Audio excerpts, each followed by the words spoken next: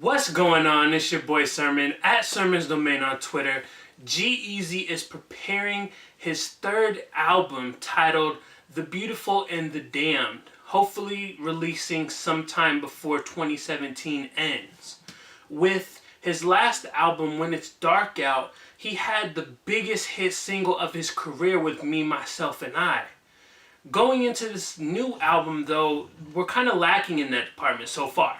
I mean, we're just now getting the first single, but it feels like we've gotten a lot of music throughout the year from G-Eazy. It's almost like he's been releasing, 4 songs at a time or multiple songs at a time to see if something will stick. Putting out records with like Snoop Dogg and E40 and seeing what ones could take off that he could potentially put on the album or even push as a single. So does that hit single arrive in the form of the new album's first single titled No Limit featuring A$AP Rocky and Cardi B? I think there's potential here, but I don't know how far it could launch. I like the song, but it just doesn't scream like Billboard Top 40. It's one of those records that just gets kind of popular, maybe online, and people really like it. They play it in the clubs or at shows. Like, it's got that vibe to it, but I don't know if it screams #1 hit single. He does have another single coming that possibly will actually be that one, but for now we're gonna focus on No Limit. Now this is one hell of a combination.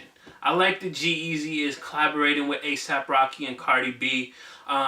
Two artists who are doing really well. A$AP Rocky is working on his third album. Cardi B's debut album is supposed to come out in October. It's like a perfect pairing and at like the right time as well. So as I said before, I do like the song, but to me it's almost like I like it because of Rocky and Cardi. It's almost like these two were made for the song. G-Eazy is kind of left out because his verse doesn't really yield anything that matches that of the appearances from Rocky and Cardi. And I think my only other complaint is that Rocky is only doing a hook. Between him killing that hook and the beat sounding like something he would really rock to, I really just wanted a verse from him. I felt like he could have killed it having like a third verse.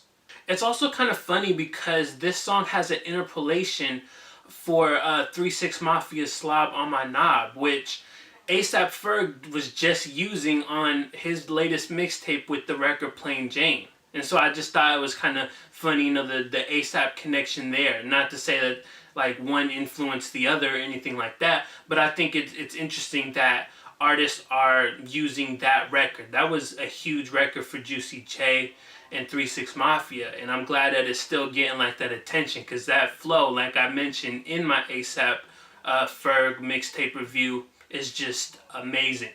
Cardi B has a line in her verse that just makes me laugh every time. It's also ridiculous to say out loud, but it's clever in the same vein. She said, "Can you stop with all the subs? Bitch, I ain't Jared." Subway, Jared, Eat Fresh, like that combination. Ridiculous, but clever. It's also part of like a bigger passage of her verse where she talks about how her career is taking off and how there's women hating. And honestly, it comes at like a sort of a bad timing because the internet for some reason is trying to pit Nicki Minaj and Cardi B against each other.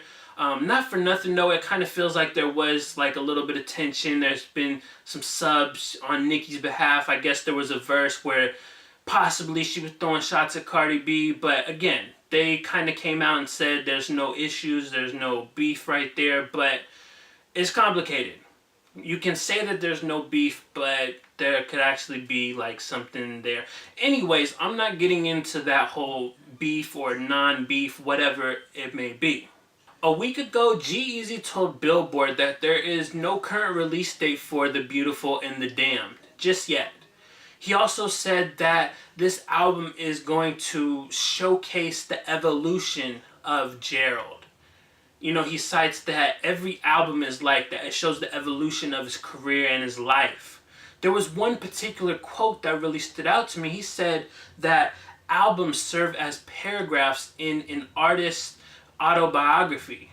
And that is a very true line for a lot of artists. Not every artist is, autobiographical with their music, but G-Eazy is someone who's always sprinkled a bit of his personal life and career and, what he does outside of music, like, partying and all that. He's always been able to sprinkle that into his music, and it's worked. So with that said, I am looking forward to his upcoming album whenever it shows up. So those are my thoughts on G-Eazy's new single titled No Limit featuring ASAP Rocky and Cardi B. I'll include a link for you to listen to this below. After you do, let me know what you think about it. Are you rocking with this collaboration? Could this be a hit? Talk to me in the comment section below, and then like the video, subscribe to the channel if you're not already, share the video. Follow me on Twitter at SermonsDomain, and as always, thank you for your time. I appreciate you for watching, and until next time, peace.